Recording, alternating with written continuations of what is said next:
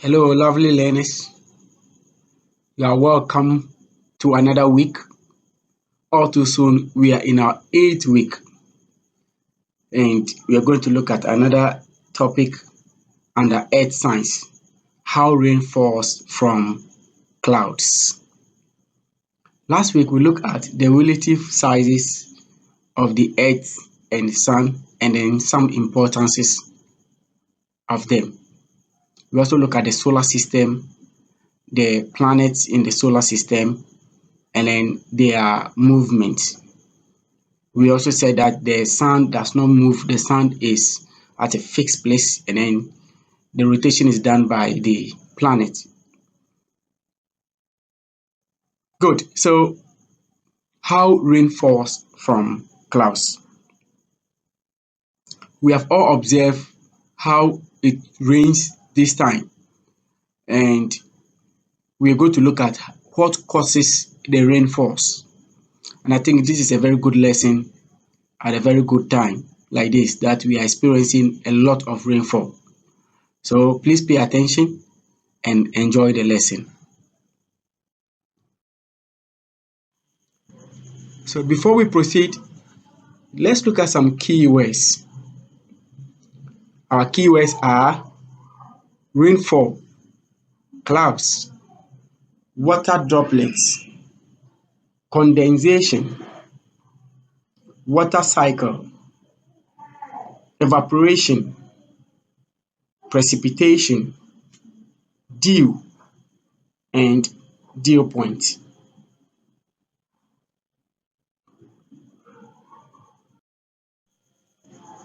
Wow, so this is a very beautiful cloud. I hope you have all seen the cloud before. Wow, so when you lift your eyes into the sky, the first thing you see is a cloud. And even recently, a lot of clouds have been forming in the sky because of the numerous rainfall we've been having currently. So sometimes the cloud is a little dark, and other times it is white, or if I may say, in a form of a vapor. All right, so let's continue.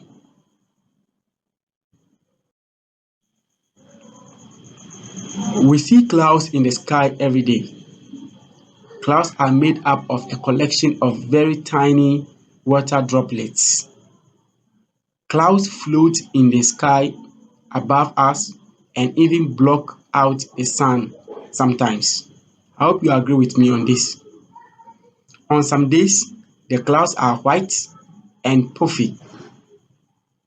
On other days, they are dark and they cover the entire sky.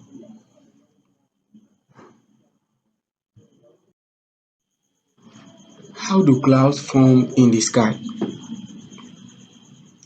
So clouds form by a process called condensation. Now I want us to look closely at the diagram before us. So we are going to explain how clouds form in the sky. Now in the diagram you can see the sun, you can see a form of water body, and then you can see the land. So during the hot afternoon, the sun shines on the surface of these water bodies. And what happens is that as the sun shines so hot, it heats up the water body, and then the water body turns into vapor. The vapor rises up into the sky to meet cold air in the atmosphere. So the cold air in the sky now cools the water vapor and the warm air to become water droplets. So as more water droplets form in the atmosphere, they gather to form what we call clouds. I hope you understand. Good. How does rain fall from clouds?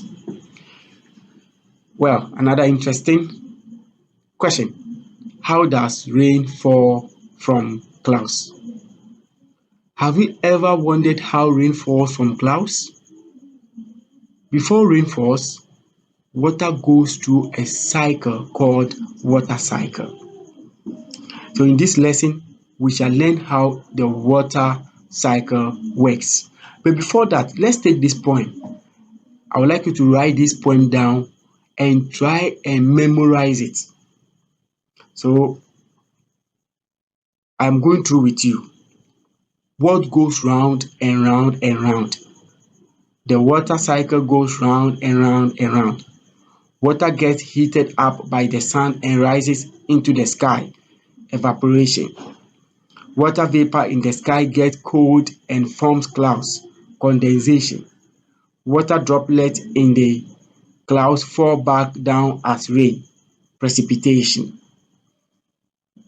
So go over the poem, memorize it, and make an audio of yourself on WhatsApp and send it to me.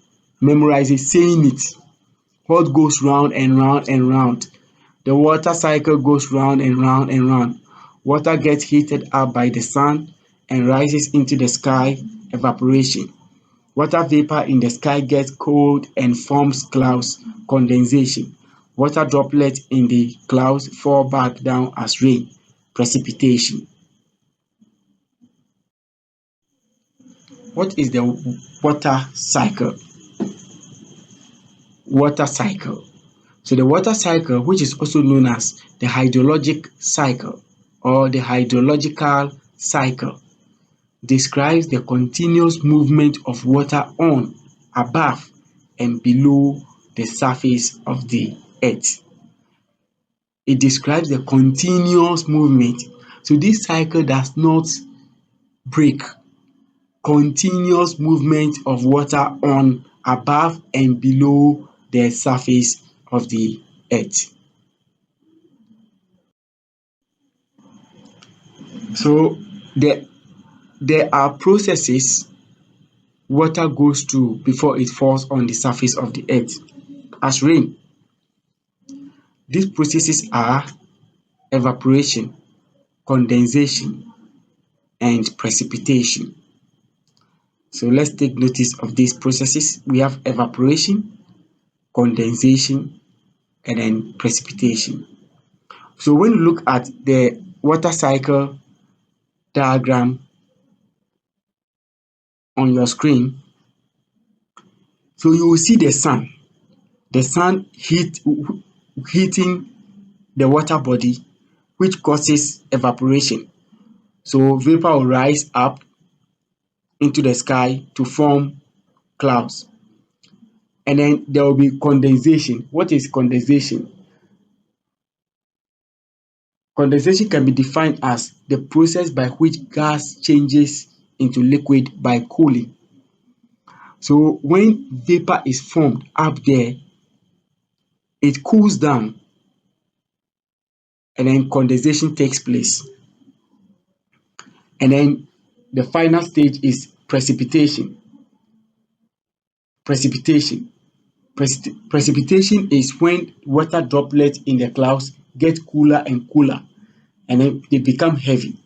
When they are too heavy for the clouds to hold, they are pulled down towards the surface of the earth by the force of gravity and they fall down as rain. So this is very, very interesting and very important. So in science, rain falls by a process. And the first stage is by evaporation. The second is condensation, when the clouds begin to condense. And then precipitation is when the rain falls back onto the land. So all too soon, I would like us to end here and then we look at this activity. How smart are you? Define the following: evaporation, condensation, precipitation, and transpiration. What is transpiration? And then the final one, what is the hydrological cycle? So take your time, do this. You can do research of the ones you don't really understand, read over or go over the tape again for you to get good understanding. Thank you and bye for now.